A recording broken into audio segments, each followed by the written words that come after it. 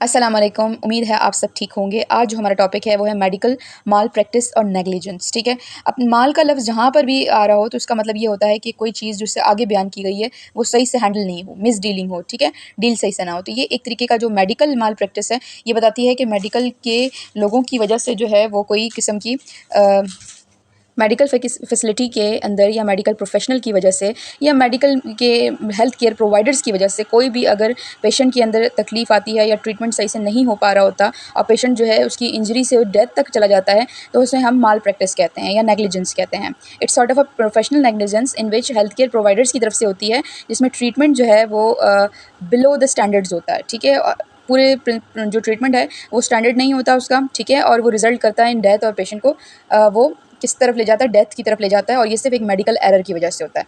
Likewise अगर इसकी example ये है कि एक पेशेंट आपके पास आया है, ठीक है, और आपकी मेडिकल नेग्लिजेंसी इतनी ज़्यादा है कि आपका पेशेंट जो है वो इन्फेक्ट हो गया है आपके मतलब आपकी अच्छी केयर की वजह से नहीं, तो फिर ये आपकी मेडिकल नेग्लिजेंसी में काउंट होगा। ठीक है, रीज़न भी पढ़ते हैं हम, उससे पहले हम देख लेते हैं कि एग्जांपल्स क्या होती हैं कॉमन मेडिकल नेग्लिजेंसी की। जैसे कि आपने कोई गलत डायग्नोसिस कर दी, ठीक है, आपने कोई मिस्टेकली कोई ड्रग लिखनी थी और कुछ और ड्रग लिख दी। इस तरह सर्जरी के दौरान जो मिस्टेक्स होती हैं, लाइक आप सुनते रहते हो कि पेट में छुरी कैंची रह गई, गॉस पीस रह गया, तो ये सारी मेडिकल नेग्लिजेंस होती है।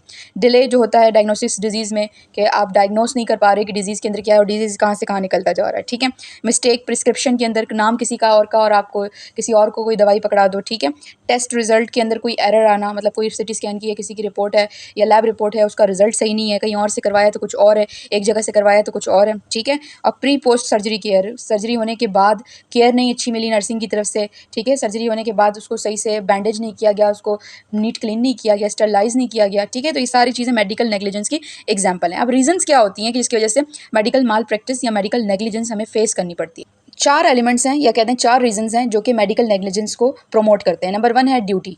ठीक है, ड्यूटी आपकी जो है ना वो एक नंबर 1 रीज़न है कि ड्यूटी लोग सही से परफॉर्म नहीं करते मेडिकल प्रैक्टिशनर। ठीक है, अगर आपको कहीं ड्यूटी को फ्लिप करना है तो आप फॉर्मल नोटिस नहीं देते और उस वक्त आप वहाँ मौजूद नहीं होते, तो पेशेंट जो आया होता है एक इलनेस के साथ वो सही से केयर नहीं पाता और ट्रीटमेंट नहीं होती, तो ये आपकी एक मेडिकल नेग्लिजेंस होती है। ठीक है, और ब्रीच ऑफ ड्यूटी, ब्रीच का मतलब है कि अपनी ड्यूटी पे आप मौजूद तो हैं लेकिन जो आपको टाइम टेनवर उन्होंने डिज़ाइन किया है रोस्टर के मुताबिक आप वो फॉलो नहीं कर रहे हैं, तो इस वजह से जो पेशेंट एक सीरियस इलनेस के साथ आपके पास आएगा आपकी फैसिलिटी पे, वो फिर से केयर से महरूम हो जाएगा। ठीक है, इसका कॉज क्या होता है? कॉज ये होता है, कॉज भी एक एलिमेंट है कि कॉज जो है वो बेसिकली ब्रीच जो है ना इंजरी करवाता है, मतलब आपकी वहाँ ना मौजूदगी किसी इंजरी को जो है ना डेथ तक लेके जा सकती है। ठीक है, फोर्थ जो कहते हैं रीज़न है वो है डैमेज। डैमेज क्या मतलब है कि due to many factors of medical negligence results in the damage of patient care.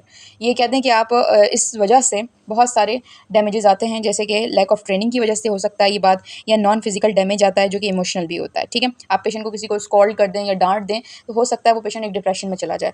आप पेशेंट के ऊपर दबा आजमाई करते रहें और आपकी ट्रेनिंग अच्छी ना हो तो आपकी लैक ऑफ ट्रेनिंग के अंदर ये डैमेज कॉज होगा। ठीक है, इस इन बिहाफ के तहत जो है ना लीगल सू भी होता है, जिससे हम पेशेंट जो है ना मेडिकली ये क्लेम करता है कि जो मुझे ट्रीट करने वाला हेल्थ केयर प्रोवाइडर था वो मेरे साथ जो है नेग्लिजेंट नहीं था, he was not sincere, he was negligent with me. ठीक है, तो ये 4 एलिमेंट्स हैं जो कि माल प्रैक्टिस को कंट्रीब्यूट करते हैं।